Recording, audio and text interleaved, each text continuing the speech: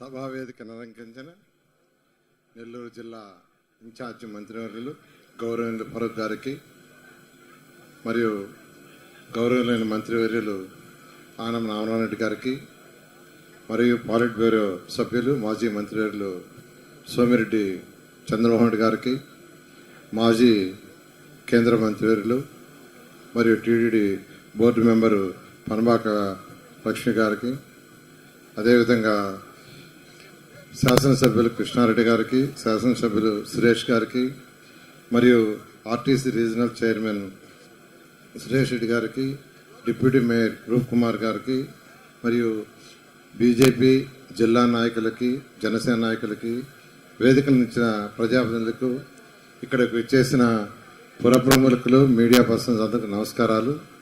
ముందుగా ఈరోజు నుడా చైర్మన్గా రెండవసారి ప్రమాణ స్వీకారం చేసిన కోటమిరెడ్డి శ్రీనివాసరెడ్డికి నేను ప్రత్యేకంగా అభినందన తెలియజేస్తూ శుభాకాంక్షలు తెలియజేస్తున్నాను. ఈరోజు మన రాష్ట్రంలో 123 మున్సిపాలిటీస్ ఉన్నాయి, 21 అర్బన్ అథారిటీస్ ఉన్నాయి. అర్బన్ అథారిటీస్ ముఖ్య ఉద్దేశం ఏంటంటే రోజు రోజుకి, నెల నెలకి, సంవత్సరానికి అర్బన్ పాపులేషన్ పెరుగుతుంది, అంటే మున్సిపాలిటీస్లో పాపులేషన్ పెరుగుతుంది. 2014-19లో మన రాష్ట్రంలో మున్సిపల్ ఏరియాలో పాపులేషన్ 28% ఉండింది. మన దేశంలో కూడా అంతే. టౌన్లలో ఉన్న మున్సిపల్ కార్పొరేషన్ కావచ్చు, మున్సిపాలిటీ కావచ్చు, నగర పంచాయతీల్లో ఈ రాష్ట్రంలో అయినా భారతదేశంలో అయినా 28%. ఇప్పుడు 34% అయింది. అంటే 5-6 సంవత్సరాల్లో అది ఒక 6% పెరిగింది. ఇలా 20 పెరుగుతూ ఉంటుంది. కొన్ని దేశాలు తీసుకుంటే ఈరోజు జపాన్ కావచ్చు, అమెరికా కావచ్చు, తీసుకుంటే 85-95% అర్బన్ పాపులేషన్ ఉంది. అంటే విలేజ్లో ఉన్న వాళ్ళు, వ్యవసాయం చేసేవాళ్ళు, యాంత్రికాలు వచ్చినాయి, రకరకాల మెషినరీస్ వచ్చినాయి, పిల్లల చదువు కోసం వాటి కోసం టౌన్లకు రావటం, ఉద్యోగాలకు రావటం. కాబట్టి టార్గెట్ కూడా 2030కి అసలు టార్గెట్ 50% కావాలని పెట్టారు. అలా ఈరోజు కేంద్ర ప్రభుత్వం కూడా అర్బనైజేషన్కి ఎక్కువ ప్రయారిటీ ఇస్తుంది. ఆ నేపథ్యంలో 2014-19లో తెలుగుదేశం ప్రభుత్వం అప్పుడు 14 అర్బన్ అథారిటీస్ని తీసుకొచ్చింది. ఇప్పుడు 21 ఉన్నాయి. ఈరోజు నెల్లూరు తీసుకుంటే మీకు అందరికీ తెలుసు, గత 14-19లో అనేక కార్యక్రమాల్ని నెల్లూరు టౌన్లో చేయడం జరిగింది. అందులో అన్నిటికంటే ముఖ్యంగా దోమల్ని నగరం చేయడానికి అండర్గ్రౌండ్ డ్రైనేజీ, స్వచ్ఛమైన వాటర్ సంగం బ్యారేజ్ నుంచి ఇవ్వడానికి 1100 కోట్లతో ఒక ప్రాజెక్ట్ తెచ్చాం. ఆల్మోస్ట్ 85% అండర్గ్రౌండ్ అయిపోయింది. డ్రింకింగ్ వాటర్ అయితే 90% అయిపోయింది. దాన్ని గత వైసీపీ ప్రభుత్వం నిర్విరామం చేసి పక్కన పడేసింది, పూర్తిగా వదిలేసింది 5 సంవత్సరాలు. ఆ రోజు లోన్గా తెచ్చాం హట్కో నుంచి, అది నెల్లూరు మున్సిపల్ కార్పొరేషనే భరించేదిగా తెచ్చాం ఫస్ట్. తర్వాత నెల్లూరు కార్పొరేషన్ భరించలేదు, కట్లేరు సార్ వాళ్ళ ట్యాక్సులు ముఖ్యమంత్రి గారికి చెప్తే దాన్ని మళ్ళా క్యాబినెట్లో పెట్టి, అసెంబ్లీలో పెట్టి రాష్ట్ర ప్రభుత్వం భరించేటట్టుగా చేశారు. అంటే నెల్లూరు ప్రజలకి పైసా ఖర్చు లేకుండా ఆ 1100 కోట్లు దాని ఇంట్రెస్ట్ రాష్ట్ర ప్రభుత్వం కట్టేటట్టుగా. అయితే ప్రభుత్వం 2019 తర్వాత 165 కోట్లు నుడాలో మిగిలిపోయింది. ఆ నుడాను తెచ్చుకుంటే ఆ ప్రాజెక్ట్ అయిపోయేది. ఈ 5 సంవత్సరాల్లో దాని జోలికే పోలేవాళ్ళు. గత 5 సంవత్సరాలు నేను ఈ మధ్య ముఖ్యమంత్రి గారిని అడిగి మళ్ళా ఢిల్లీ పోయి అట్కో వాళ్ళతో మాట్లాడి దాన్ని మళ్ళీ ఇచ్చేదానికి ఒప్పించా. ఈ విధంగా ఈరోజు నెల్లూరుకి ఏదైతే ఆగిపోయిందో ఆ ప్రాజెక్ట్ మళ్ళీ స్టార్ట్ చేస్తున్నాం. ఈ మధ్య ఆ ఏజెంట్స్కి ఒక 25 కోట్లు కూడా ట్రాన్స్ఫర్ చేయడం జరిగింది. ఖచ్చితంగా మీ అందరికీ చెప్తున్నాను, రాబోయే 1 year లేదా 1.5 yearలో ఏదైతే 1100 కోట్లతో చక్కటి స్వచ్ఛమైన నీరు సంగం బ్యారేజ్ నుంచి. ఎందుకు సార్ సంగం బ్యారేజీ నెల్లూరు పక్కన ఉంది కదంటే, సంగం బ్యారేజ్లో 365 రోజులు నీళ్లు ఉంటాయి. నెల్లూరు బ్యారేజ్లో 350 పూర్తిగా నీళ్లు ఉండవు. అందుకని అక్కడి నుంచి లైన్ తీసుకొచ్చాం. అదేవిధంగా దోమల్లే నగరం ఉండాలంటే ఇంక డ్రైన్స్ వర్షం వచ్చినప్పుడు నీళ్లు పోవటానికే ఉండాలి. అలాంటి కార్యక్రమాన్ని గత ప్రభుత్వం వైసీపీ వాళ్ళు తెలుగుదేశం మీద కోపంతో ఆ మంచి పేరు మాకు వస్తుందని ప్రజల్ని ఇబ్బంది పెట్టారు. కానీ ఈ దీన్ని కంప్లీట్ చేస్తాను. తర్వాత ఈరోజు టౌన్ ప్లానింగ్ కావచ్చు, లేఅవుట్స్ కావచ్చు, రాష్ట్రంలో ప్రజలు చాలా ఇబ్బంది పడుతున్నారు. ఒక ప్లాన్ అప్రూవల్ కావాలంటే వాళ్ళు అదేదో ఒక 3 నెలల్లో 6 నెలల్లో సంవత్సరం అన్నట్టుగా, ఒక లేఅవుట్ అప్రూవల్ కావాలని అలాగనే ఉంది. ఇవన్నీ ప్రభుత్వ రంగానే స్టడీ చేయడం జరిగింది. అనేక రాష్ట్రాలకి, దాదాపు 20 రాష్ట్రాలకి, భారతదేశంలో ఉన్న 20 రాష్ట్రాలకి అధికారులు పంపించాను కమిటీలు వేసి. ఈ మధ్య మీ కమిషనర్ గారు కూడా పంపించి ఆ రాష్ట్రాల్లో బిల్డింగ్ అప్రూవల్స్లో రూల్స్ అండ్ రెగ్యులేషన్స్ ఎలా ఉన్నాయి, లేఅవుట్స్లో ఎలా ఉన్నాయి స్టడీ చేసి, కమిటీలు వేసి స్టడీ చేసి రిపోర్ట్ తయారు చేసి ముఖ్యమంత్రి గారికి సబ్మిట్ చేశాం. ముఖ్యమంత్రి గారు యాక్సెప్ట్ చేశారు. బహుశా ఇంకో ఈ నెలాఖరు లోపల ఆ రూల్స్ అండ్ రెగ్యులేషన్స్ అన్ని రిలీజ్ చేస్తారు. వీటన్నిటిలో కంటే ముఖ్యమైనది ఏంటంటే, ఎక్కువ అందరికీ అవసరమైంది, ఒక లేఅవుట్ వేయాలంటే, ఎవరు లేఅవుట్ వేయాలన్నా ఈరోజు 12 మీటర్ల రోడ్డు వెడల్పు ఉండాలి మినిమం. 12 కంటే తక్కువ ఉంటే ఇవ్వరు. కానీ తెలియకుండా అందరూ 9 మీటర్లు 10 మీటర్లు పెట్టేస్తున్నారు. కానీ అనేక దేశ విదేశాలు స్టడీ చేస్తే ఎక్కువ రాష్ట్రాల్లో ఎక్కువ 9 మీటర్లే ఉంది. దాన్ని యాక్చువల్గా ముఖ్యమంత్రి గారు యాక్సెప్ట్ చేశారు. అంతేకాదు, అన్నిటికంటే ఇంపార్టెంట్ ఏంటంటే బిల్డింగ్ అప్రూవల్స్, స్థలం ఎన్ని ఎకరాలైనా 5 అంతస్తుల వరకు 15 మీటర్ల వరకు ఎవరైతే డిజైన్ చేస్తారో ఆ యొక్క లైసెన్స్ సర్వేయర్ ఆర్ ఇంజనీర్ ఆన్లైన్లో పెట్టి అమౌంట్ కట్టేస్తే మున్సిపాలిటీకి అది అప్రూవ్డ్. ఇంకెవరి పర్మిషన్ అవసరం లేదు. ఇప్పుడున్న ఆన్లైన్ సిస్టమ్ అయితే సర్వేయర్ దాంట్లో పెట్టి, సర్వర్లో కంప్యూటర్లో పెట్టి డబ్బులు కట్టేసిన తర్వాత 15 రోజుల లోపల మళ్ళీ మున్సిపాలిటీ వాళ్ళు వచ్చి వెరిఫై చేసి అప్రూవ్డా కాదని ఫైనల్గా ఇస్తారు. తీసేసాం. అయితే తేడాగా అనిస్తే కన్స్ట్రక్షన్లో ఆ లైసెన్స్ సర్వే యొక్క లైసెన్స్ క్యాన్సిల్ చేస్తాం, అతని మీద క్రిమినల్ కేసులు పెడతాం. అంటే రూల్స్ చాలా లిబరలైజ్ చేసాం, బట్ స్ట్రిక్ట్గా ఉండబోతున్నాం. ఇప్పుడే చంద్రమోహన్ గారు చెప్పారు, రామనారాయణ గారు చెప్పారు, అందరూ చెప్పారు. రూల్స్ చాలా రిలీజ్ చేసాం. భారతదేశంలో ఉన్న అన్ని రాష్ట్రాల్లో స్టడీ చేసి ఏదైతే బెస్ట్, ప్రజలకు ఇబ్బంది లేకుండా ఉండే అన్ని తీసుకొచ్చాం. ఈ మంత్రికి అన్ని రిలీజ్ చేస్తానని తెలియజేస్తున్నాను. అదేవిధంగా అర్బన్ అథారిటీ అంటే యాక్చువల్గా మెయిన్గా నేను అనేక రాష్ట్రాల్లో అర్బన్ అథారిటీ స్టడీ చేశాను. 2016-17లో సిక్కో భారతదేశంలో పెద్ద అర్బన్ అథారిటీ బాగా డెవలప్ చేసేది సిట్కో బాంబే. 2016-17లో 2 రోజులు ఉండే వాళ్ళ ఆఫీస్లో.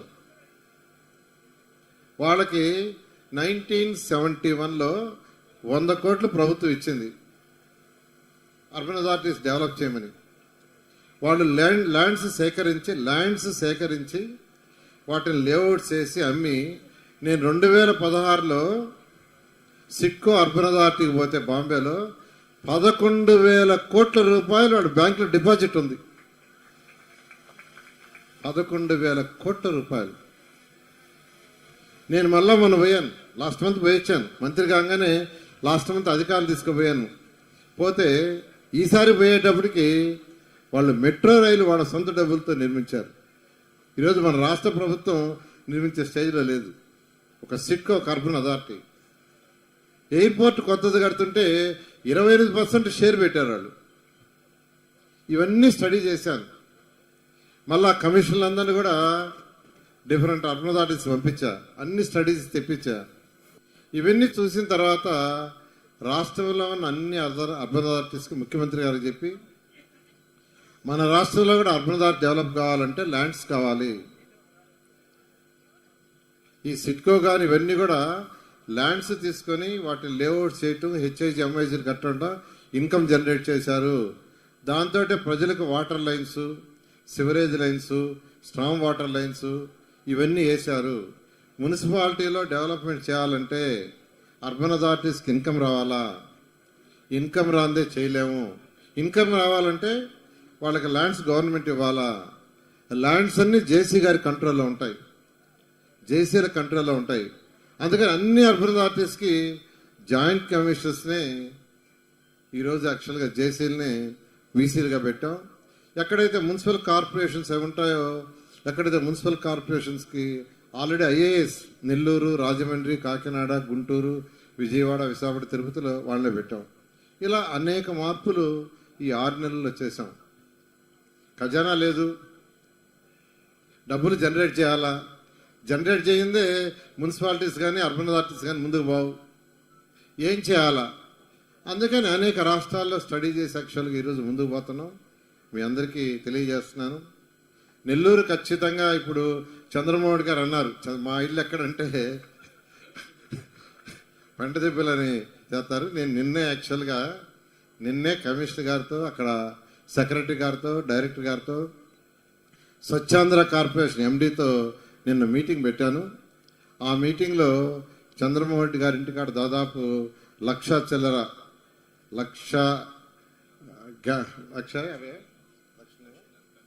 1,50,000 టన్నులు ఉంది. అదేవిధంగా మన డంప్ యార్డ్లో 6 లక్షల చిల్లర ఉంది. ఇది ప్లస్ తిరుపతి, రాజమండ్రి, కాకినాడకి టెండర్ పిలవమన్నాను. ఒక వారంలో 10 రోజుల్లో టెండర్ పిలుస్తున్నారు. ఈ మొత్తాన్ని కూడా జూలై ఎండ్కి అక్కడ ఏమీ ఉండకూడదని యాక్చువల్గా నిన్నే ఆర్డర్ ఇచ్చాను సార్, మీకు చెప్తున్నాను. బహుశా ఈ నెలాఖరాకి పిలిస్తే 14 రోజుల్లో తర్వాత టెండర్ కంప్లీట్ అవుతుంది. బహుశా నెక్స్ట్ మంత్ 25వ తేదీకి దాన్ని స్టార్ట్ చేస్తారు. జూలై ఎండ్కి ఎటువంటి పరిస్థితుల్లో కూడా మీ ఇంటికి పోయే దారిలో ఉండదని మీకు తెలియజేస్తున్నాను. నిన్నే రివ్యూ చేసి వచ్చాను. అదేవిధంగా జనరల్గా ఈ వచ్చే వేస్ట్ సాలిడ్ వేస్ట్ అంటారు. ఈ వేస్ట్ని డెవలప్డ్ కంట్రీస్లో వేస్ట్ ఎనర్జీ ప్లాంట్స్ వచ్చేస్తున్నాయి. వేస్ట్ ఎనర్జీ ఎలక్ట్రిసిటీ ప్రొడ్యూస్ చేశాయి. నేను మంత్రిగా ఉన్నప్పుడు దాని మీద సింగపూరు, రష్యా, చైనా అన్నిట్లో స్టడీ చేశాను. మన ముఖ్యమంత్రి గారికి తీసుకుపోయి సింగపూర్లో చూపించాను, జపాన్లో చూపించాను, ఢిల్లీలో చూపించా. ఆయన వెంటనే ఈ రాష్ట్రంలో ప్రతి జిల్లాలో ఒకటి పెట్టమన్నారు. అప్పుడు అన్ని శాంక్షన్ చేశాం, నెల్లూరు కూడా శాంక్షన్ చేశాం. అయితే గుంటూరు, విశాఖపట్నం పూర్తయింది. గత ప్రభుత్వం మిగతా అన్ని ఆపేసింది. మళ్ళా మన ముఖ్యమంత్రి గారు వచ్చిన తర్వాత వెంటనే అవన్నీ స్టార్ట్ చేయమంటే నెల్లూరుకి, కాకినాడకి 2 ప్రాజెక్టులు స్టార్ట్ చేయడానికి ఫైల్ ఆల్రెడీ ఎలక్ట్రిసిటీ డిపార్ట్మెంట్ వాళ్ళ దగ్గర రన్ అవుతుంది. బహుశా ఇంకో 15-20 రోజుల్లో దాన్ని కూడా టెండర్ పిలుస్తారు. దాని అడ్వాంటేజ్ ఏంటంటే తీసిపోయి సాలిడ్ వేస్ట్ ఏదైతే చెత్త చెదారం ఉందో మొత్తం తీసిపోయి దాంట్లో బంకర్లు వేసేస్తే అది బర్న్ అయిపోయి ఎలక్ట్రిసిటీ ప్రొడ్యూస్ అవుద్ది. ఏదైనా మిగిలితే యాష్ రూపంలో బయటకు వస్తే దాంతో బ్రిక్స్ చేస్తారు. అలాంటి లేటెస్ట్ సిస్టమ్ ఈరోజు చైనా తీసుకుంటే 1000 ఉన్నాయి. మనం ఎక్కడో ఉన్నాం. సింగపూర్, నేను టోక్యో పోయినప్పుడు చూస్తే టోక్యో 50 వార్డులు 50 వార్డులలో 49 ఉన్నాయి. ఇవన్నీ స్టడీ చేసి ఆ రోజు ముఖ్యమంత్రి గారికి చెప్తే వెంటనే స్టార్ట్ చేయమన్నారు. ఆ విధంగా ఈరోజు గుంటూరు, కృష్ణ, మంగళగిరి అరౌండ్ 50 కిలోమీటర్స్ రేడియస్లో ఉన్న మొత్తం తీసిపోయి దాంట్లో వేస్తున్నారు.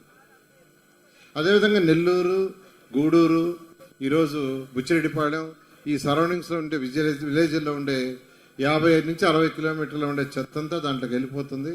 ఆ విధంగా ఆ ప్రాజెక్ట్ కూడా సాలిడ్ వేస్ట్.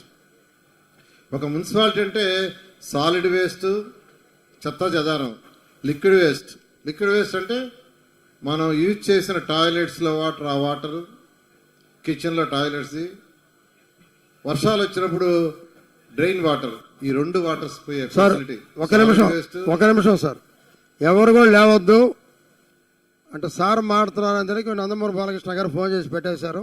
సార్ అయిన తర్వాత మీకు అంతా ఆశీస్సులు ఇస్తున్నారు. అందరూ ఎవరు లేవద్దు, ఒక 2 నిమిషాలు. సార్ మీటింగ్ అయిన తర్వాత సార్ని క్షమించవలసిందిగా కోరుతున్నాను మధ్యలో ఆపిందానికి. ఒక మున్సిపాలిటీ అంటే solid waste, liquid waste, road, lights ఇవి ప్రధానం. ఈరోజు ఖజానాలో డబ్బులు లేవు, నిజంగా ఖజానాలు లేవు.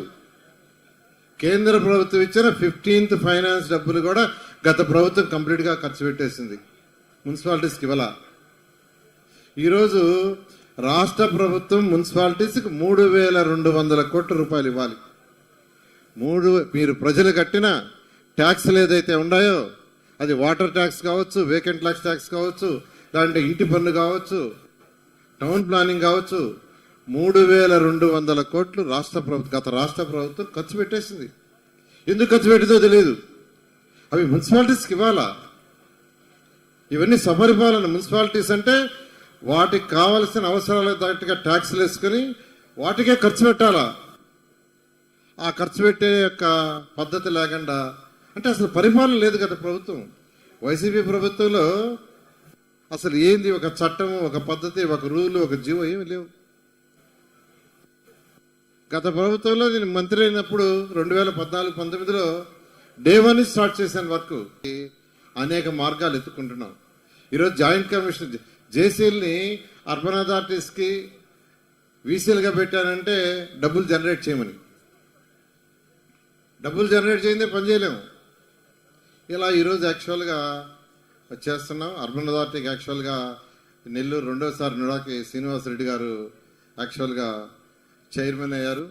ఖచ్చితంగా ఆయన గతంలో కూడా చాలా చేశారు. నెక్లెస్ రోడ్ ఏదైతే గతంలో ప్రామిస్ చేసి ఒక స్టేజ్ దాకా తీసుకొచ్చాం, అది ఫేజ్ 1, ఫేజ్ 2, ఫేజ్ 3 అనుకున్నాం. ఫేజ్ 1 కూడా పూర్తి కాల. Phase 2, phase 3. అదేవిధంగా ఆ పక్క ఉండే వాళ్ళకి పినాకిని పార్క్ ఒకటి డెవలప్ చేస్తాం అనుకున్నాం. మొన్నే కమిషనర్ గారికి చెప్పాను, నెల్లూరులో ఓపెన్ సైట్స్ ఏది ఉందో ప్రతి సైటుని ఐడెంటిఫై చేసి ఫస్ట్ ప్రహరీ గోడ కట్టండి. ఐ థింక్ ఆల్రెడీ టెండర్లు కూడా పిలిచినట్టున్నారు. ఎన్నిటి పిలిచారు? ఒక 20 సైట్స్ వరకు యాక్చువల్గా ఆల్రెడీ టెండర్ పిలిచారు. ఫస్ట్ మీరు ప్రహరీ గోడ కట్టేయమన్నాను. ఏది పార్కుల్లో ఎక్విప్మెంట్ కూడా మొత్తం పోయింది. ఖచ్చితంగా ఆ ఎక్విప్మెంట్ మొత్తం జనవరిని 100% రెక్టిఫై చేస్తానని మీ అందరికీ సందర్భంగా తెలియజేస్తాను. అదేవిధంగా టిట్కో హౌసెస్ మళ్ళా టేకప్ చేస్తాం. నిన్నే దాని మీద రివ్యూ జరిగింది. ముఖ్యమంత్రి గారి దగ్గర రేపు మండే రివ్యూ ఉంది. మండే అయిన తర్వాత ఫండ్స్ లేవు. మనకు మంచి పాలసీ తెచ్చాం. ఆ పాలసీని గత వైసీపీ ప్రభుత్వం పక్కన పెట్టేసింది. టిట్కో హౌస్కి నాశనం చేసింది. వాళ్ళ మీద లోన్ రైజ్ చేసేసింది. వాళ్ళకి ఇల్లు వాళ్ళ మీద లోన్ రైజ్ చేసి దాన్ని ఇష్టం వచ్చి వాడేసింది. వాళ్ళకి ఇల్లు ఇవ్వలేదు. బ్యాంక్ వాళ్ళు ఏమో వాళ్ళకి డబ్బులు కట్టమంటున్నారు. వాళ్ళ వేరే అకౌంట్స్ ఉంటే ఫీజ్ చేశారు, ఎన్పీ అయ్యారు. వాళ్ళు లబోదిబో కొట్టుకుంటారు. ఇదేనా పరిపాలన? పరిపాలన అంటే ప్రజలకు సౌలభ్యంగా ఉండేటట్టుగా చేయాలా? వాళ్ళ మీద లోన్ రైజ్ చేసి వాళ్ళకి ఇల్లు ఇవ్వకుండా ఇలా గత ప్రభుత్వం చేసింది. వాళ్ళు చేసిన తప్పులు తడక్ ఈరోజు 6,000 కోట్ల రూపాయలు కావాలి. నేను మంత్రిగా ఉన్నప్పుడు ఈ రాష్ట్రానికి 7 లక్షల టిట్కో హౌస్ శాంక్షన్ చేయించాను. 7 లక్షల హౌసెస్, 5 లక్షల హౌసెస్కి సైట్స్ అలాట్ చేసాం. 5 లక్షలకు టెండర్లు పిలిచాం. అన్ని వర్క్ చేసాం. రాగానే 25% కంటే తక్కువ ఉన్న ఇళ్ళన్నీ ఆపేశారు. 2,61,000 తగ్గించారు. మరి 2,61,000 చేస్తుంటే చేయలే. అవి కూడా వాటి మీద లోన్ రైజ్ చేసేసి వాటిని ఇష్టం వచ్చిన వాడేసుకొని ఈరోజు వాళ్ళు ఇబ్బంది పడుతున్నారు. ఇవన్నీ కూడా ముఖ్యమంత్రి గారితో చర్చిస్తున్నాం. అనేక దఫాలు చర్చించాం. త్వరలో ఒక సొల్యూషన్ తీసుకొచ్చి ఆ టిట్కో హౌసెస్ కూడా టేకప్ చేస్తాం. అక్కడ టెంపుల్స్ యాక్చువల్గా మంత్రి గారు ఉన్నారు, వెంకటేశ్వర స్వామి ఉన్నారు. అక్కడ నుంచి యాక్చువల్గా టెంపుల్స్ కట్టడానికి 10 లక్షలు శాంక్షన్ చేయడానికి మంత్రి గారికి యాక్చువల్గా ఆస్కారం ఉంటే నేను అడిగా, సార్ 10 లక్షలతో కాదు ఇంకేదన్నా కొంత పెంచేదరిగా చూడండి, ఒక 25 లక్షలు చేయండి అన్న. ముఖ్యమంత్రి గారితో మాట్లాడారు, క్యాబినెట్లో డిస్కస్ చేశారు. ముఖ్యమంత్రి గారు కూడా 20 లక్షలకు పర్మిషన్ ఇచ్చినట్టున్నారు. 20 lakhs చేశారు. 10 లక్షలు 20. ప్రతి టిట్కో హౌస్లో ఒక టెంపుల్ కట్టండి అన్నాను. త్వరలో అవి కూడా చేస్తారు వారు. ఈ విధంగా ఇతర డిపార్ట్మెంట్లో కూడా ఏముంటే వాళ్ళందరినీ కూడా వన్ బై వన్ అడుగుతున్నాను. ఇవాళ మార్నింగ్ నేను అక్కడ రివ్యూ చేసేటికి వస్తున్నా. మెఫ్మా ఎండి భరత్ గారిని పిలిపించాను, మెఫ్మా యొక్క ఎండీని పిలిపించాను, వాళ్ళ అధికారిని పిలిపించా, కమిషనర్ గారు కూడా కూర్చొని పెట్టాను. వాళ్ళకి చెప్పింది ఏంటంటే ఎక్కడ టిట్కో హౌసెస్ కట్టామో అక్కడ 10% మెఫ్మా వాళ్ళకి చేతి వృత్తులు చేసుకునేటట్టుగా మీరు బిల్డింగ్ కట్టాలని చెప్పాను. రాష్ట్రంలో ప్రతి దగ్గర 10% అంటే 5,400 అంతకుముందు ఇనాగ్రేషన్ చేశాం. అంటే అందులో 500 మంది, 5,400లో ఒక 500 మెఫ్మా మహిళలు అక్కడ చేతి వృత్తులు చేసుకునేటట్టుగా బిల్డింగ్ కట్టమన్నాను. ఒక్కొక్క దాని సైజు 600 చదరపు ఉండేటట్టుగా. అంటే కొందరు మైనబుత్తులు చేసుకుంటుంటారు, కొందరు ఇస్రాకులు, రకరకాలుగా. దానికి యాక్చువల్గా ప్రణాళిక చేశాను. ఇవాళ చెప్పా, నుడా యొక్క ఆధ్వర్యము, మెఫ్మా ఆధ్వర్యము, టిట్కో, మున్సిపాలిటీ నలుగురు కలిసి చేయాలని యాక్చువల్గా ఇవాళ మార్నింగ్ ఆర్డర్ వేశాను. అది కూడా మార్చ్ ఎండింగ్ కంప్లీట్ చేయాలా. ఫేజ్ 1లో ఒక 25 కట్టమన్నాను. ఒక 25 ఫస్ట్ కట్టమన్నాను. నెల్లూరు నుంచే మోడల్గా చేసి రాష్ట్రంలో ఉన్న అన్నిటికీ చేస్తాం. ఈ విధంగా 1 by 1 నేను అందరికీ చెప్తున్నా. మీరు అంటే మంత్రిగా వచ్చేసారు సార్, ఇంకా చేయలేదు అనుకోవచ్చు. కానీ ఖజానాలో గతంలో లాగానే ఉంటే ఆ 3,200 కోట్ల మున్సిపాలిటీలో ఉంటే ఎవరికి ఈ 6 నెలలు నెల్లూరుకు అన్ని కంప్లీట్ చేసినాం లేదు. అయినప్పటికీ ఇన్కమ్ని ఏ విధంగా జనరేట్ చేయాలో ఆలోచిస్తున్నాం. ముఖ్యమంత్రి గారు సూచనలు ఇస్తున్నారు. ఖచ్చితంగా నెల్లూరు చేస్తానని. నుడా చైర్మన్ గారు ఫండ్ చెప్పమన్నారు. ఫండ్ ఖజానా ఖాళీ, నువ్వే జనరేట్ చేయాలా. మన నుడా చైర్మన్ గారికి, వీసీ గారికి, వాళ్ళందరూ కూడా కాన్ఫరెన్స్ పెట్టి చెప్పాను ఇమీడియట్గా ల్యాండ్ చూడమని. మన వీసీ గారు కూడా జేసీ గారితో కోఆర్డినేట్ చేసుకుని కొన్ని ల్యాండ్స్ వస్తున్నారు టౌన్ దగ్గరగా. వాటిలో లేఅవుట్స్ అవి అమ్మటం వల్ల హెచ్ఐజీ, ఎంఐజీ కట్టడం వల్ల ఖచ్చితంగా ఇన్కమ్ వస్తుంది. రకరకాల ఆలోచనలు ఉన్నాయి, అవన్నీ చెప్తాము. బాగా డబ్బులు సంపాదించి నెల్లూరుని బ్రహ్మాండంగా మీరు డెవలప్ చేయండి. నేను అన్ని విధాలా కోఆపరేట్ చేస్తాను నెల్లూరు ప్రజలకి, మీకు అందరికి తెలియజేస్తూ సెలవు తీసుకున్నాను. Thank you.